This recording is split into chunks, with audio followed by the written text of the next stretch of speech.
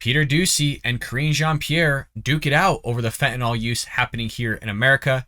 The United States life expectancy has dropped to its lowest point since 1996, and economists are saying that 2023 is going to be a whopper of a recession. All that and more here on The Bald Brad Show.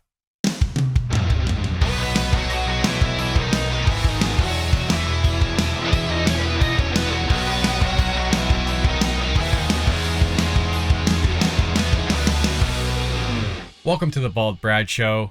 It is Thursday, September 1st, and as always, I couldn't be happier than to spend these fine mornings doing The Bald Brad Show and hanging out with all of you, my friends and true American patriots, where we come together as a community of conservatives and Republicans, go over the stories of the day, and bring you all the news and information you need to know about. So if you want to join us here at The Bald Brad Show, and we hope that you would, hit that like and subscribe button. If you're over at Rumble, hit the plus and give us a comment down below. And if you're listening on any of the podcast airwaves, Apple, Google, Spotify, heck, folks, you can listen to us anywhere and everywhere.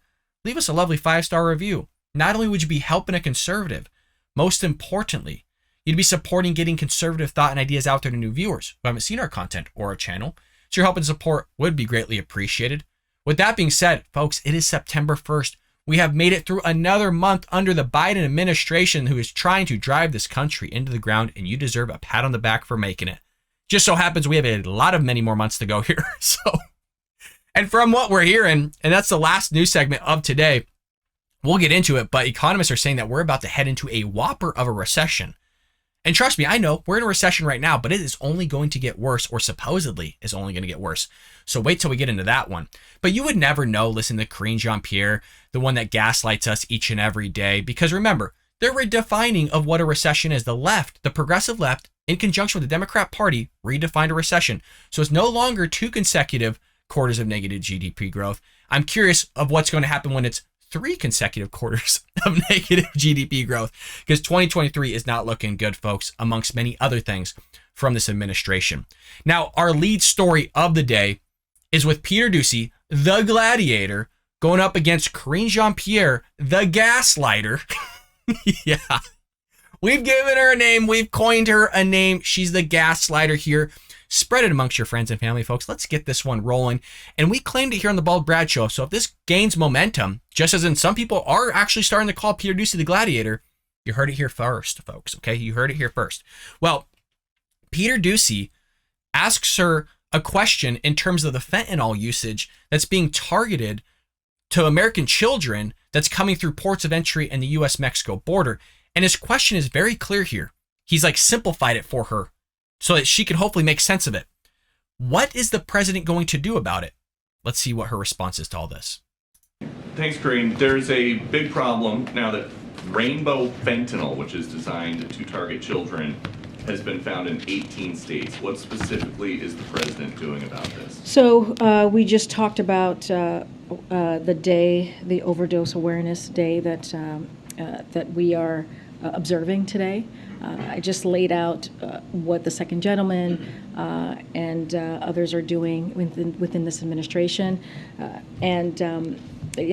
We are going to continue to focus on the steps that we're taking, that we have taken. You have the $80 million that DHS just announced today on drug prevention, and the president has taken many steps. He's made this a priority to make sure that we attack a very dangerous drugs, serious drugs in this country. But 300 overdoses a day now. We know how the fentanyl is coming into the country. It's coming right across the southern border. The DEA administrator says so. So when is the president going to do something? So I will say that you have seen a 200% increase of fentanyl seizures, which means that we are doing the job of catching drug traffickers. 200%. Hold on, 200%. I just want to pause it here for one moment because, and we'll come back to this, I promise. I think it's important to talk about percentages here in proportion, because just because you have a 200% of something doesn't mean it's actually that big of a deal. And I want to get the numbers here correct for you in terms of what she is talking about. So over 2,100 pounds of drugs, which can be fatal in small doses, were seized in July. Okay. This was up 202% from the 640 pounds seized in June, and also eclipses the 780 pounds seized in July 1st of last year. So, or in the month of July of last year. So we went from basically 780 to 2,100 pounds, which, yes, is a big jump, but you're basically just going from, in a nutshell, if we were to round 1,000 to 2,000 pounds. And I'm not so sure, I've been trying to research, I'm not so sure if that 2,000 pounds, that gap between basically 1,000 to 2,000 roughly, if we were to do some rounding, if that was just a massive drug bucks that they got lucky on. So whenever you hear somebody talk about 200% or some sort of percentage, you should be wary on terms of what exactly actually they're talking about, numbers based. So I gave you the numbers, 780 to 2,100 is what they're talking about here. In the grand scheme of things, when you're looking at 300 plus million people across the United States, it's really not that much, folks. It really isn't. So they're kind of misleading you with the numbers here. Increase, just again, Americans' life seizures. expectancies are going down at a rate not seen in a century, and part of that is being driven by drug overdoses. So what is the president going to do? And to stop it? we agree. We see those same numbers as well. But the fact that we are securing the border, the fact that What? It's the morning. Did we just hear that correctly? Did she just say that we're securing the border? I'm going back. But the fact that we are securing the border. Folks, she's the gaslighter for a reason. Did I not call it? Oh, they really think they're securing the border, folks. They really do. There's over 200,000 people crossing the border each and every month. They've literally already let in millions of people at this point. We are in a lowball number at 22 million illegal immigrants that are sitting in the United States at this present time. Under the Biden administration, so many illegal immigrants have crossed through the U.S.-Mexico border just under their administration timing, 18 plus months here. There is more illegal immigrants than the population of 3 of our states just under the Biden administration. That doesn't even include the gotaways, the ones we don't know about.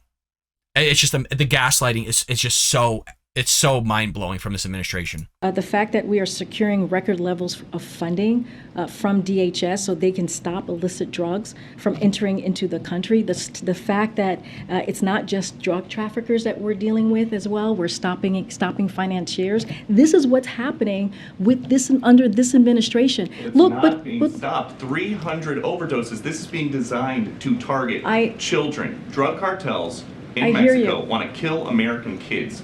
What is this president doing about it?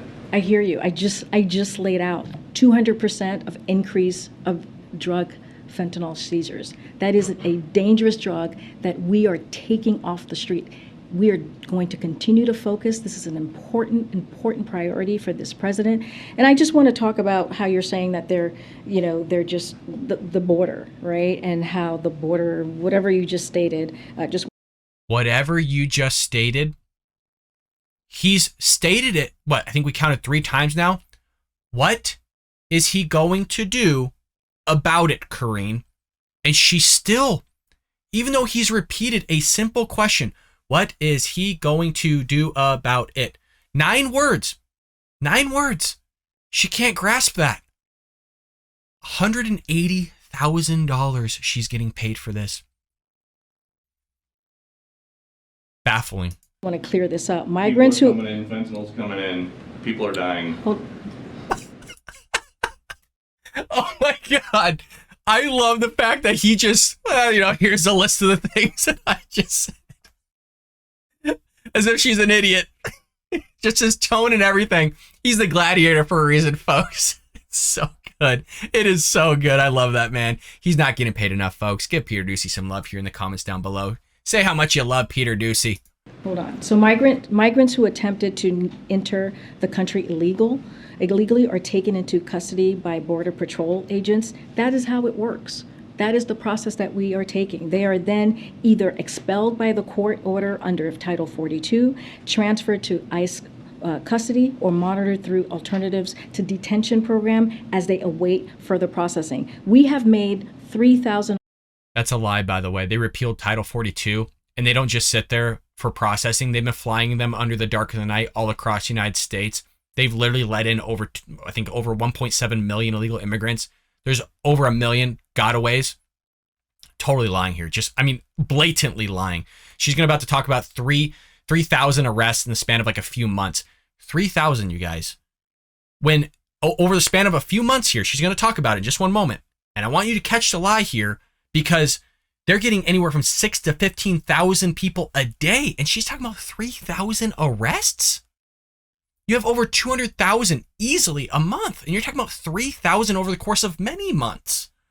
So if you had 600,000 illegal immigrants apprehended at the U.S.-Mexico border, 600,000 doesn't include the gotaways, the people that just made it past Border Patrol. So you're talking about probably close to 800,000 people, in the span of 3 months. She's talking about 3,000 arrests.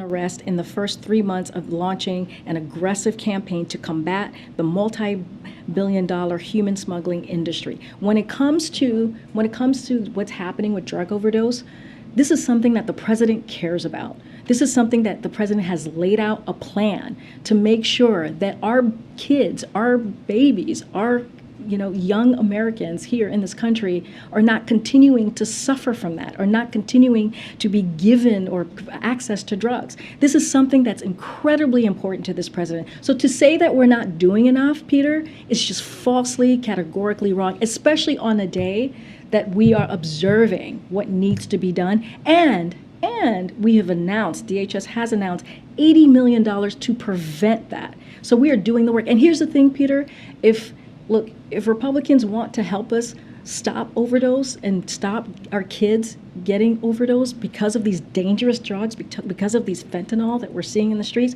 we're happy to work with them. But they're not. I'm moving on, Peter. I'm moving on. What? Republicans don't want to work with us? Folks, anytime you see the Biden administration say they're throwing money at something to fix a problem, it's not going to get fixed. So she's boasting, we're throwing $80 million. Or you could just finish building the border wall.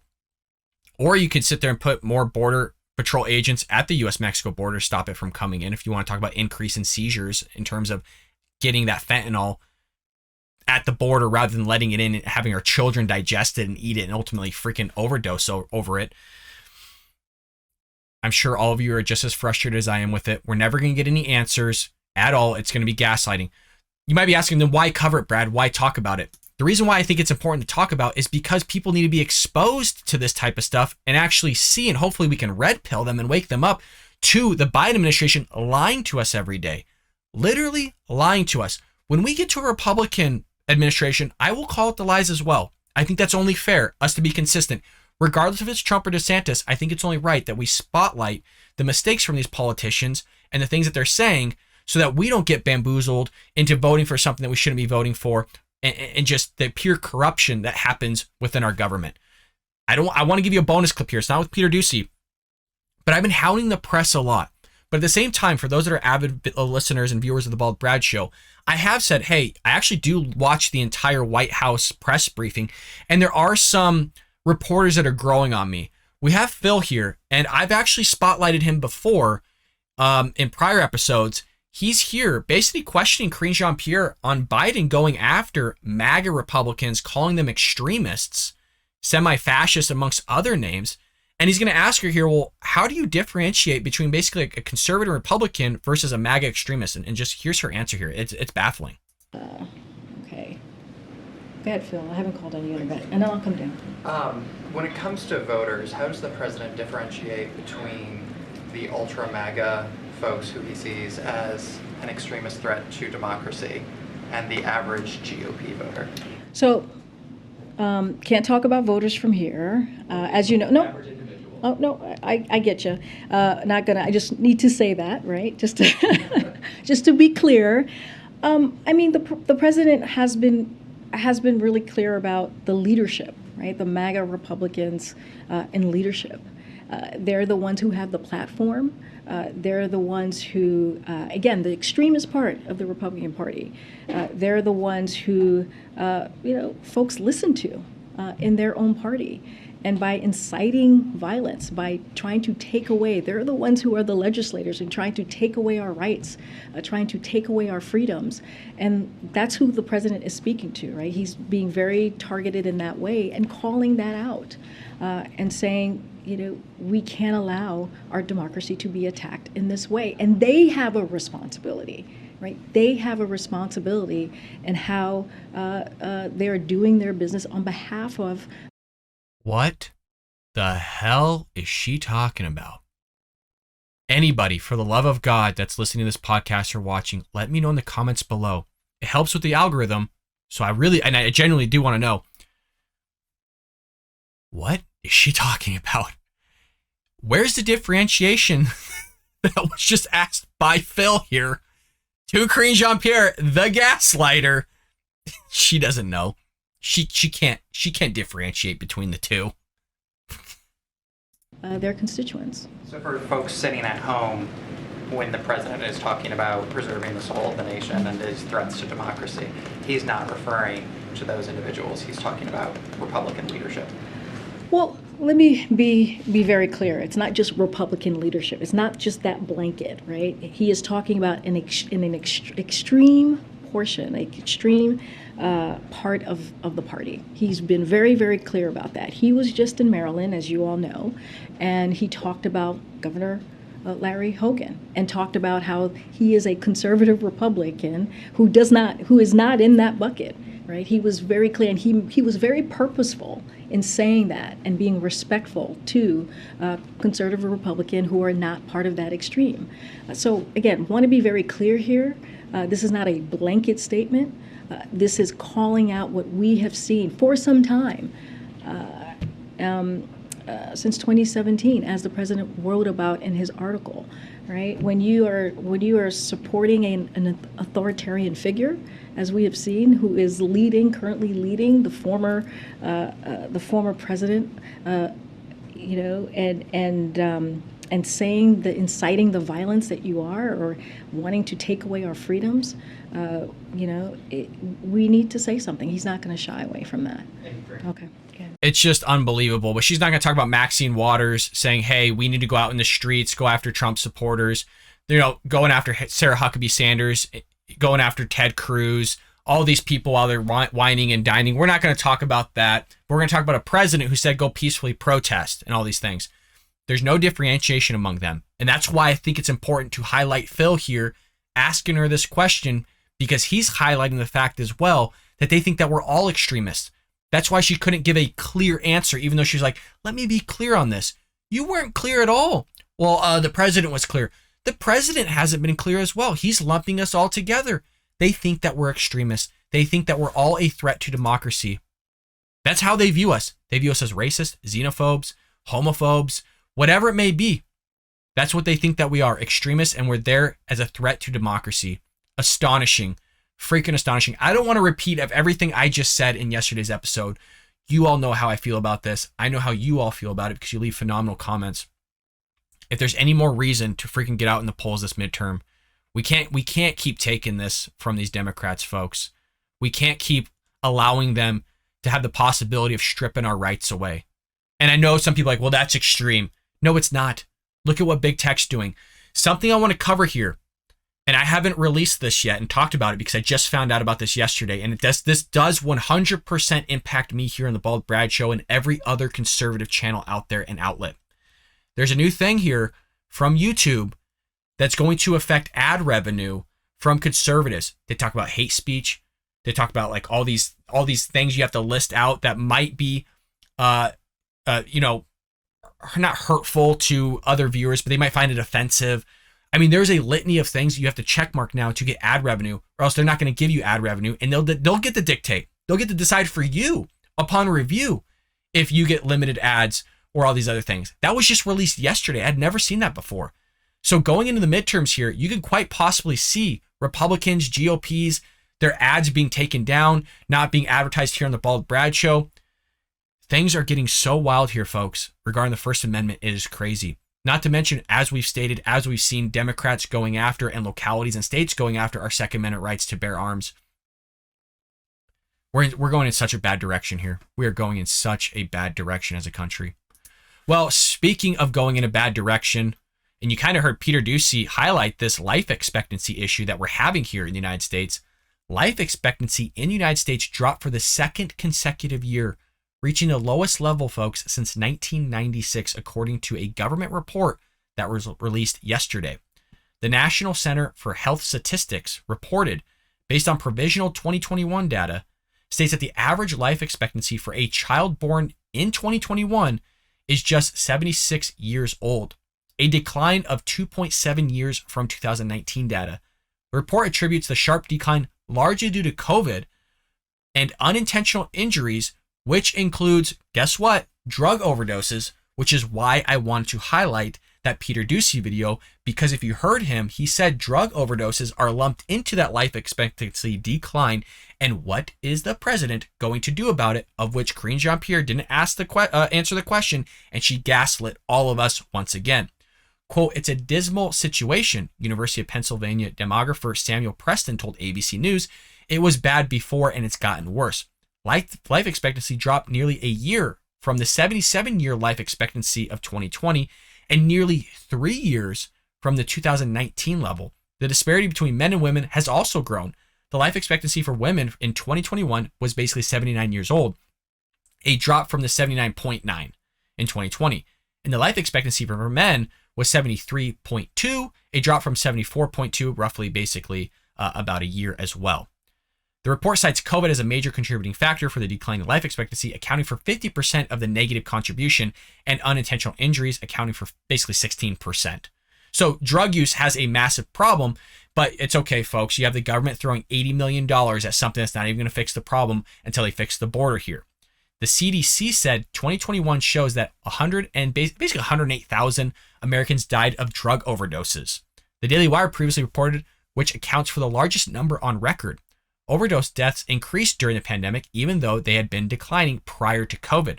Other factors that could contribute to increasing drug overdose deaths are a lack of border policies, a factor Republicans have been drawing attention to at the state and federal levels in recent months. We've talked about this since Biden's taken office. We've talked about how Joe Biden's basically, in a nutshell, created a multi-billion-dollar business, not just with sex trafficking, but also drug smuggling with the drug cartels. And remember, she just got done saying in the prior segment with Peter Doocy that this is a top issue for the president. It's so important to him. If it was all important, then why isn't that he just fixes it? But he's still removing Trump's policies. He's still not closing up the border to illegal immigrants and allowing legal immigrants to come in. But he cares about all this. That's the gaslighting part. He doesn't care. He doesn't care one bit, because if he did, the problem would have been fixed. Another major factor is heart disease has been a leading cause of death in the United States for decades. The CDC reports that roughly 700,000 people died of heart disease in 2020 alone, making it the leading cause of death in America. The same report says that each year in America, 805,000 people have a heart attack. It's amazing how they sit there and they hyper-focus, the Democrat Party and the progressive left focus on these mass shootings, about how many people die and stuff like that. But they never talk about, all the people that have freaking heart disease, cancer, the people that are, overdosing on drugs. That's not an issue to them whatsoever. But, they want to strip your Second Amendment rights, the thing that's in the freaking Constitution, the Bill of Rights. They want to strip that. And this is important talking about drug use, because Border Protection officers in Texas discovered nearly $12 million worth of cocaine in a shipment labeled baby wipes last week. So, connection here, folks. Drug use, border, Biden administration gaslighting us, saying that, remember, illegal immigrants aren't walking across the border. Somehow they're getting here some other way. According to Karine Jean-Pierre, just the other day, of which we highlighted here on the Bald Brad Show, they're not walking here. They're floating or something. I don't know how the hell they're getting here if they're not walking. If anybody's figured it out, let me know. Are they driving, I guess? Maybe. I'm sure some of them are driving a vehicle across the border some way, shape, or form. But what's passing through that border is fentanyl and $12 million worth of cocaine. It marks the agency's largest bust, folks, of the drug in nearly 20 years. The seizure happened Friday at the Columbia Solidarity Bridge near Laredo, when a U.S. Customs and Border Patrol CBP officer referred a 2016 trailer for a secondary inspection. CBP said in a news release on Monday. The trailer's manifest said it was hauling baby wipes, but a canine and a non-intrusive inspection found a trove of illicit narcotics. Almost 2,000 packages of cocaine. I've always said it. If this stuff is getting apprehended once, can you imagine, just based on the numbers that we're seeing, just a fair reminder here, Joe Biden has single-handed crushed the amount of illegal immigrants that are crossing through the U.S.-Mexico border in a span of numbers that we've never actually seen since the inception of this country. Now, when I say things like that, it almost seems like, well, that sounds extreme. That sounds a little crazy. It seems like you're kind of exaggerating it. I mean that in the most literal of terms. Joe Biden has allowed more illegal immigrants into this nation than we've ever seen since this country started. That's how bad it is. So if they're apprehending basically 2,000 packages of cocaine, just imagine how much they're not getting that's just flowing into this country from ports of entry through the U.S.-Mexico border, Arizona, California, Texas, sometimes Florida. But they care about all this, you guys. They care about your children with the fentanyl that's being targeted to them. They're throwing $80 million at it. $80 million, really? But it's okay, folks. Don't worry about it. They went and took care of the student loans because that's more important than your children. That's more important than little kids being targeted by fentanyl and dying with 300 overdoses happening all the time. Randy Howe, director of federal field operations for the CBP's Laredo field office, called it a colossal record-setting seizure. I just got to show you a picture of this, folks. This is it's just nuts. Let me get it set up here for you. It is so... Look at this. Look at the size of that. Oh my God. I mean, that is so much cocaine. It's just... This is just one truck. There's thousands of trucks that are going through each and every year. Just imagine the amount of cocaine that's flowing through that U.S.-Mexico border. But it's okay. Joe Biden cares. Joe Biden's going to figure it out for all of us. The 1,532 pounds of cocaine had an estimated street value of basically $12 million. The seizure is a prime example of border security management and how it helps prevent dangerous narcotics from reaching our communities. It's not enough. I'm sorry, it's not enough. We literally have a thing called a fentanyl crawl here in California, and I've always mentioned Savannah Hernandez from Blaze Media. She was the producer of Slightly Offensive, has done a phenomenal job of journalisming or showing media and stuff on people doing the fentanyl crawl, meaning they're just passed out for literally hours on end in Southern California because of the drugs that are now flowing from the U.S.-Mexico border. We didn't have problems like this before in terms of fentanyl. Now it's basically one of the leading drugs here that's causing people to die and basically pass away from this stuff. And as I keep saying, as Peter Doocy does, everybody on Fox News and all of you, you need to lock up the border. And again, when we say lock up, it's already built into the cake. That doesn't mean like you can't let people in that want to come here legally. Somehow, I don't know what it is with the progressive left. They go through this weird way of thinking of like, oh, they mean that you're not going to allow anybody in. But nobody said that. I mean, we can only be so clear. And now that I'm talking about it, it makes so much sense why Karine Jean-Pierre has no idea what Peter Doocy is asking. If you got to this point and you still haven't seen the first segment of this episode between Peter Doocy and Karine Jean-Pierre, she literally couldn't figure out what he was talking about. And so he had to repeat it after he just got done saying, what is the president going to do about it? And basically resolve the issue of the fentanyl coming across the border. And maybe that's just why they don't understand, because even though we're being clear that there's quite literally, you can't simplify a question enough, which Peter Doocy is only using questions that are less than 10 words now, sometimes 5. You literally can't make it simpler for them. They actually don't understand, or they don't remember, or they're not listening, or they're concocting some weird crap in their mind and giving you some cockamamie answer to a question that you never asked. And I think now it all makes sense here of like why they think that we think certain ways, because they themselves don't actually hear the question and understand what the hell we're talking about, even though you can't be any more clear. I mean, so let's be clear one more time here, because we don't want to be cut later on in life when, maybe the Bald Brad show ever takes off, which we hope that it does. We want people to come legally. We like immigrants. We know that illegal immigrants want a better life, and we want them to go through the process of coming here legally if they want to assimilate and follow our values and our creeds that are enshrined within the Declaration of Independence and United States Constitution. We want them to come legally. We do not want them to come illegally and cut the line versus other people that are going through the same struggles as they are that actually pay and do the process legally. Okay? We don't want the border to be completely locked up where people can't come in at all. We want people to come legally versus we don't want people to come illegally. So when Republicans and conservatives, for the Democrats and leftists out there that might trip upon this channel somehow with some way, shape, or form, when we say lock up the border, we mean lock it up and allow people to come legally, not illegally. Folks, I'm not treating you like you're dumb. I'm treating those that are progressive left Democrats that can't get it through their noggin after 30 or 40 years of us talking about this. Baffling. Are y'all with me on this? Do I sound crazy here? Because I feel like I'm making sense. If I'm not, Miss Kelly, the others, Jonas, MDNS. I mean, I'm trying to go through a list of names that I always see in the comments here. All of you, Jennifer, let me know am I making sense here, folks? Everybody else that's new to the Bald Brad Show, trust me, I see your comments as well. I'm still trying to learn names and everybody. There's thousands of you, but I'm trying my best to get everybody here. Let me know in the comments, folks. Are we making sense here on the Bald Brad Show? Am I out of line here? Because I feel like I'm in line. I feel like it's pretty it makes sense. That's not an extremist view, because according to the Biden administration, we're all extremists. We're anti-democracy. We're semi-fascist. We're racist, and all these other things. Our last news story of the day, folks. It's just, we live a crazy ass time, don't we? We live in the best time, but we also just live in the crazy ass time. Our last news story of the day is regarding a looming recession that's supposed to be just a whopper. Hopkins University economics professor Steve Hanke predicted on Monday that America will experience a whopper of a recession in 2023 due to manipulation of the money supply by the Federal Reserve. During an interview with CNBC, Hanke noted that M2, a measure of the money supply that incorporates cash, check deposit, savings, and other relatively liquid assets, soared in 2020 as a result of the central bank's actions before plateauing this year, as indicated by data from the Federal Reserve. So it's not like he's just throwing his full opinion in there. He's looking at the data, assessing it, and then interpreting it in terms of a prediction of what he thinks is going to happen.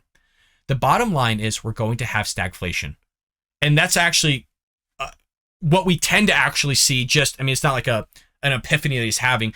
When you have the Federal Reserve increasing interest rates, you expect to see stagflation, because that's exactly what they're trying to do, is slow the economy down in some way, shape, or form. And that's what we're currently even seeing from the Federal Reserve in this present time. He's just saying next year is just going to get worse. We're going to have the inflation because of the excess that's now coming into the system. Hanke explained, arguing the Federal Reserve Chair Jerome Powell does not recognize that inflation is always caused by excessive growth in the money supply, turning the printing presses on. To stimulate the economy after COVID and lockdown induced recession, the Federal Reserve pegged a near zero target interest rate and began buying this number, you guys, $120 billion in assets each month. My mind, when I heard $120 billion, I was like, okay, each year, every 6 months. And so I was reading ahead while I was talking, which you literally heard me stumble in real time because I was flabbergasted at what the hell I was reading. $120 billion in assets each month. Policies intended to lower the cost of borrowing while increasing the amount of liquidity in the economy. Officials have since announced 2 consecutive interest rate hikes of 0.75%, such as the current target is 2.25% and 2.5%. They waited way too long to do this, in a nutshell, is what he's saying. And this goes a little bit back to hounding Trump a little bit, okay? If you recall, Trump went after the Federal Reserve because of where the interest rates were at. I mean, in a nutshell, they were near zero, which is what he's talking about here. And Trump got kind of on the Federal Reserve's back because they were talking about increasing interest rates at that time. And to be honest, folks, they should have started at that time, regardless of what Trump said. And I think it's only fair, like I keep saying on the Bald Brad Show, that we be consistent in our arguments. We try to our best ability, right? My best ability to be consistent. And I'm going to lack in some way, shape, or form that. But he should have started, or the Federal Reserve should have started under Trump. So we really dug ourselves a hole here. The Federal Reserve dug a hole for us. They're trying to fill it in. But basically what's happening here, it's too late because they pumped the money full of economy into the economy with COVID-19 checks. You have the Inflation Reduction Act, which is doing the exact same thing. You have them now wanting to give people and pay off their student loans, which is in a nutshell, basically pumping the economy full of money. You're inflating it. They're trying to inflate wages happening in like the states of California and other places around the United States, which inflates the economy some more. You have Gavin Newsom trying to give people gas cars in the state of California to curb inflation. Let that one sink in. We've talked about it a lot here. So because of all those things, of printing money, not increasing interest rates fast enough, all these things, the supply chain issues as well, you have a massive mixture here of us leading into a pretty gnarly recession, a possibility of a pretty bad one in 2023 based on all those circumstances. And for some reason, the Biden administration just doesn't see it. So a little bit of problems under Trump, massive problems heading into Joe Biden's presidency here. Hanke said that there have never been sustained inflation in history that has not been the result of a runaway money supply growth. That is why we are having inflation now, he continued. And that's why, by the way, we will continue to have inflation through 2023, going into probably 2024. I do agree with that. I think if Federal Reserve and this is where the stagflation comes into effect. I think if the Federal Reserve continues to increase interest rates, which I expect them to do because they're not, quite frankly, they're not increasing it fast enough, it's going to slow the economy. It's going to slow growth. What you might see is Biden still pump out freaking money like they're hotcakes in some way, shape, or form. Like I said, we just got done seeing him do the student debt forgiveness plan, which has the possibility of inflating the economy because now people have more money in their pocket, more money to spend on a yearly basis here. So I agree. I don't think just 2023. I think going into 2024, you're going to see anywhere from a 4 to 5% inflation rate. I think we can get it dropped down, but they got to increase interest rates a lot more from the Federal Reserve. The United States met the rule of thumb definition of recession, 2 consecutive quarters of negative GDP growth last month as the economy shrank 1.5% annualized rate in the first quarter and contracted at a 0.6% pace in the second quarter. Year over year, inflation reached 8.5% July of 2022. Remember when Joe Biden goes, "We didn't have any inflation. I'm barely alive." We're at 8.5%. Not only did he say that, but his mouthpiece, Karine Jean-Pierre, was echoing the same thing on Twitter. They're a bunch of idiots. Again, just gaslighting us. That's why Karine Jean-Pierre is the gaslighter. Spread it around, folks. July 2022, according to the data from the Bureau of Labor Statistics, with a slight moderation from the 9.1 reading in June 2022, driven by lower energy prices, even as costs of food, new vehicles, Medicare, and shelter continue to rise. I want to explain this because this is where Joe Biden got that 0% or that zero inflation from. You had a drop in fuel prices, but everything else went up. And in his mind, it evened itself out. So even though you're paying more for food, you're paying more for vehicles, you're paying more for your medical bills, you're paying more for your mortgage or just rent. You also had energy costs going up as well. In his mind, because it evened out, there was no inflation. I'm trying, and I have been trying to make sense of it. That's the only thing to me, because he sees that it's evened itself out, that it nets itself out as zero. That's honest to God. I know it's a weird ass way of thinking, but in his mind, and kind of what I've evaluated over the course of a couple weeks after him saying that, that's the only thing that could make sense in my mind of what he was trying to make sense of and push out there to manipulate all of us, gaslight us, and spin a narrative to make himself not look as bad. During a speech last week at the Federal Reserve's annual meeting in Jackson Hole, Wyoming, Powell vowed to continue expecting policies such that inflation returns to the 2% benchmark largely maintained over the past 3 decades.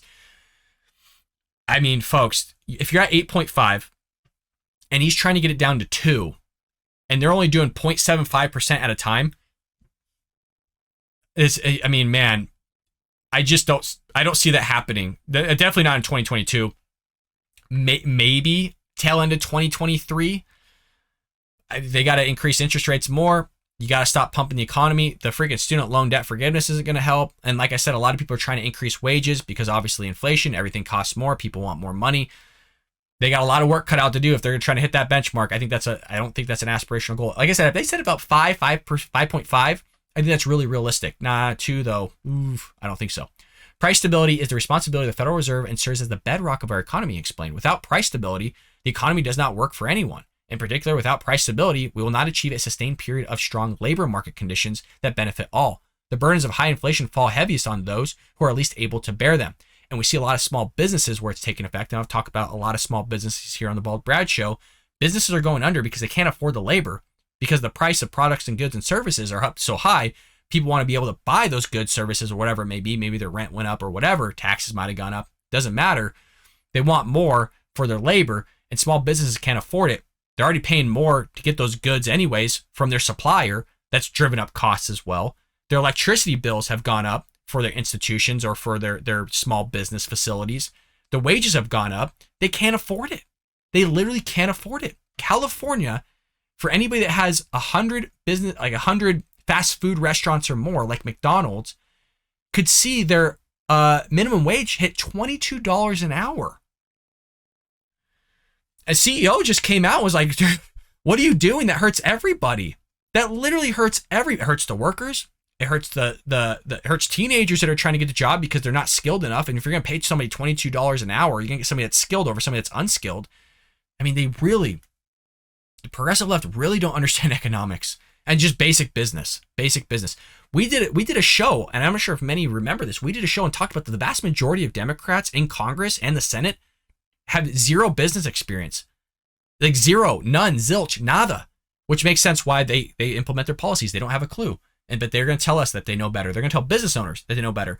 Quite literally, because in that California bill that we talked about the other day, we didn't get a lot of views on that. I think we're like under 40 views on that video. It has massive ramifications for all you in other states because other states are looking to California to see what happens with that bill to institute it into their state. And what they're seeing here is what they're going to do is allow 2 state representatives on top of workers have the power to control and tell businesses what they can and can't do. Let that sink in. A private business is going to be told by other people, the workers, as well as the state, on what they can and can't do with their business and money. I mean, that is, you're inching so close to socialism there, where the power is in the hands of the workers and not the owners. It is crazy. I mean, you are walking that fine edge with that bill and nobody's talking about it. Nobody's talking about it. Lastly, it is our responsibility to deliver price stability and unconditional, he said. None of it diminishes the Federal Reserve's responsibility is to carry out our assigned task of achieving price stability. There's clearly a job to do in moderating demand to better align with supply. We're committed to doing that job. Where were you committed in 2020? Why did you not do it then? So now you're kicking yourself in the you know what in the rear because of the misjudgment of what you did. You didn't align the demand. You didn't align supply. And so now we're in the shitfest here. And I just love, where's the Democrats on the whole throwing out freaking stimulus checks like they're hotcakes to everybody? I mean, there was people that just didn't need stimulus checks. You should have done it wisely. And then you have the deputy director of the National Economic Council coming out the other day when he was asked questions from Jackie Henrich of Fox News about, well, what's the difference between force and unforced? What's the difference between this and that? And they can't give an answer. And he's talking about the student loan debt forgiveness and correlating it to what they did wrong with the stuff prior with the COVID-19 stimulus checks. And it's like, well, or in other words, a PPP loan is specific, if I want to be super specific of what I'm talking about. He was hounding the PPP loans on, well, maybe they should have dealt with the interest rates. Not everybody needed a loan. Yes, you are correct. I agree with you on that.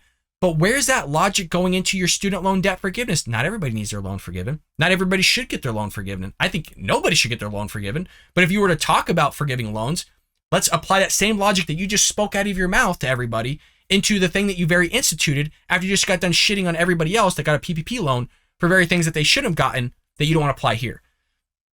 I mean, folks, you've seen it every day. 6 a.m. we do a show, 9 a.m. Eastern Standard Time. We always call it the hypocrisy. It is so mind-blowing here that they can't make these connections. They can't follow Peter Doocy's questions, even though it's 9 words. They can't do it here. They don't understand the economy. They don't understand demand and supply. They don't understand how inflation works. If you want to look anywhere, look at every Democrat-ran city on how they're running into the ground, pushing policies on which why major corporations and small businesses are leaving, flocking, and just shutting down and going under. Well, folks, with that being said, thank you so much for joining me here on this Thursday episode. It is September 1st, folks. I hope you have a lovely day here. Make it a good one. Don't forget, if you're a Christian or somebody of faith, hop into the Bible, hop into the Word a little bit. And folks, pray for our president, okay? We hound him all the time on the show. It's built into the cake that we want him to do well, okay? Pray for Karine Jean-Pierre that she could wake up one day and actually understand one question. I mean, that's a little bit of a joke, but I really do mean pray for our country, pray for our president. We hound him. We want him to do well. We want him to succeed. When he succeeds, we all succeed. And quite frankly, when he succeeds, the world does succeed. We need better people in this life. Let's be those better people. Let's be a great example out there to other people, regardless of who they are. Let's be that shining light to them.